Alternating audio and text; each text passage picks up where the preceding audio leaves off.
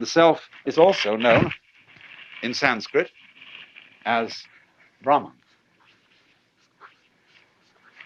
This is a neuter word.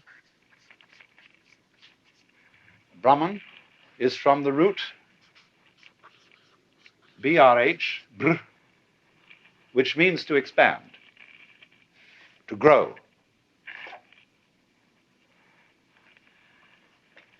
It isn't quite clear exactly why this word was chosen. Sometimes there's a still better word for the self, which I like, is the word tat, almost like tit for tat. Tat means that. We get our word that from the Sanskrit tat. And so when the baby comes into being, first of all, the first thing it says is da, da. The baby is pointing, da, da, da. And it's saying that. Look, isn't that marvelous? That, you see? So that is the which than which there is no whicher.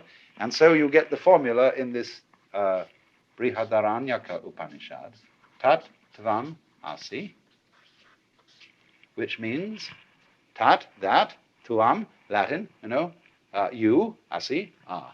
You are that. Or that thou art. That art thou. So, in this sense, then, every self is modeled on and is an expression of the one self, because you all feel individually that you're the center of the world. And everything else is seen in circles, circling out, sphering out from where you are.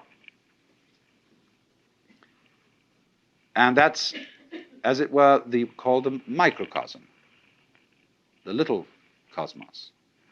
But then in the same way, the macrocosm has a central self, although this is not central in the way we talk about centers in space. Do you see that? A center of a circle is in the middle of the circle, and the circumference is away from it. But you could use a phrase that the Christian theologians have used of God, that circle whose center is everywhere and whose circumference is nowhere. You could speak of Brahman that way. It isn't in the middle of the universe, spatially speaking. You might ask the question, where is the universe? Ever thought of that one? Where is it? Well, you can't say where, because every where has to be in relation to something. There would have to be another universe to say where this one is. But then, since those two together would constitute the universe, we wouldn't still be able to say where it was. It isn't anywhere. And so in that sense, the center isn't anywhere in space locally. And furthermore, the kind of space we are dealing with is only one possible kind of space. It's the kind of space our physical organisms are attuned to. We are, you see, like the radio. We pick up what wavelength we're on.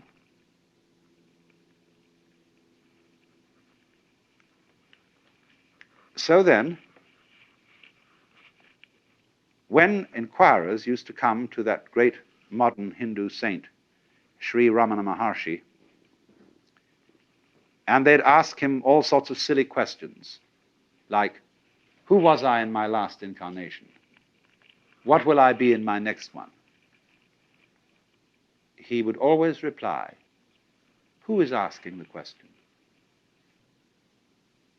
Who are you? Find out, because that's the thing you need to know.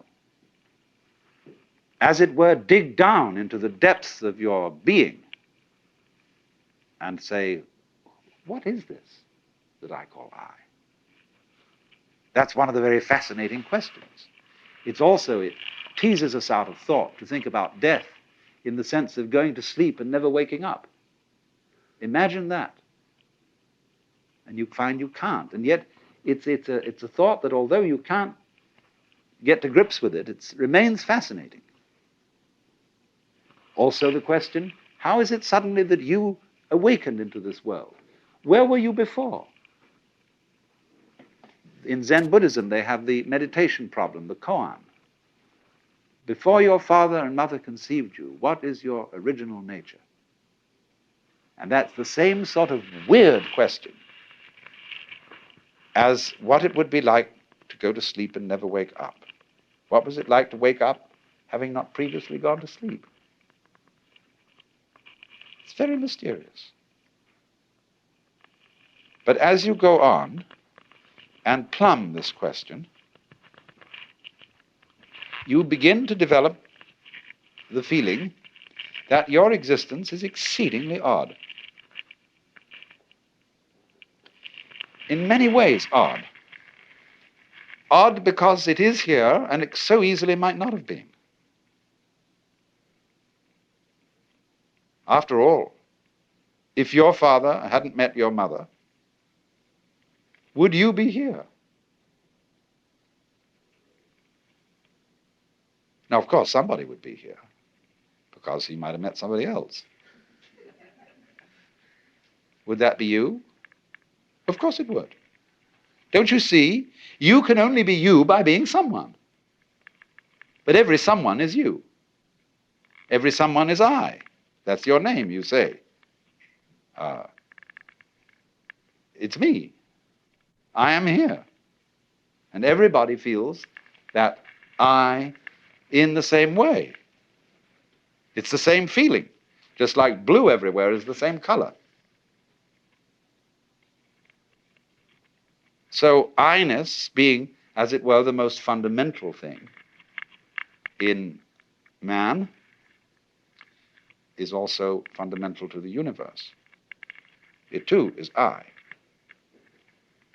And our I is a special case of it, coming out from the, in quotes, central I, like so many tits from the belly of a sow, or so many spines from a sea urchin, so many legs from a spider. And that is, of course, why the images of the Hindu gods are shown with many arms or many faces, because it is saying that all arms are the arms of the divinity. All faces are its masks. So, you see, there's really nothing to worry about.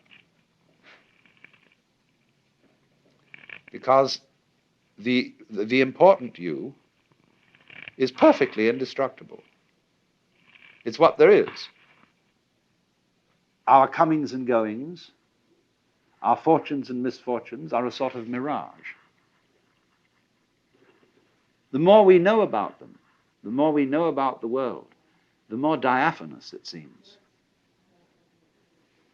And therefore, everything in the world has the characteristics of smoke. You know, when you blow a cigarette or pipe or something and a cloud of smoke and you see it in the sunbeam, and it's full of whorls and designs and all kinds of marvelous things going on, and then slowly it disappears. Well, everything's just like that. Now, there are two attitudes you can take to that state of affairs. You can say sour grapes.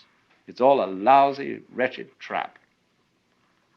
And here I am, and I'm given all these feelings of love and attachment and joy of life, and then I fall apart. My teeth drop out, my eyes become feeble, I get cancer or cirrhosis of the liver or something, and then it all falls apart, and it's too bad. Therefore, don't become attached to things. Don't enjoy life. Treat it, holding it off like that, just like a very, very firm person who's been jilted and says, never again will I get mixed up with love, because love hurts. But on the other hand, a weaving of smoke can be very beautiful, provided you don't lean on it, provided you don't try to preserve it, catch hold of it. Then you destroy it. So exactly the same way, there's nothing in the way of form that you can lean on, that you can grasp. And if you see that, then the world of form is very beautiful. If you let it go, to love people, you see, if you're husband and wife, you must let each other go. Otherwise, the marriage is either going to break up or it's going to be hell. if you love a person, you say to that person, look, I love you, whatever that may be. I've seen quite a bit of it, and I know there's lots that I haven't seen, but still it's you, and I want you to be what you want to be. And I won't be happy if I've got you in a cage. You'll be a bird without song.